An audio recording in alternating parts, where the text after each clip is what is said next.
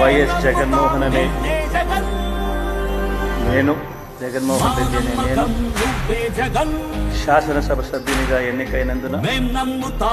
శాసనం ద్వారా నిర్మితమైన భారత రాజ్యాంగం పట్ల నిజమైన విశ్వాసం విధేయత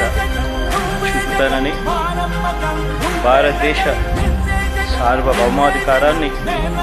సమగ్రతని కాపాడుతానని, నేను స్వీకరించబోయే కర్తవ్యాన్ని శ్రద్ధాశక్తులతో నిర్వహిస్తానని దైవ సాక్షిగా ప్రమాణం చేస్తాను.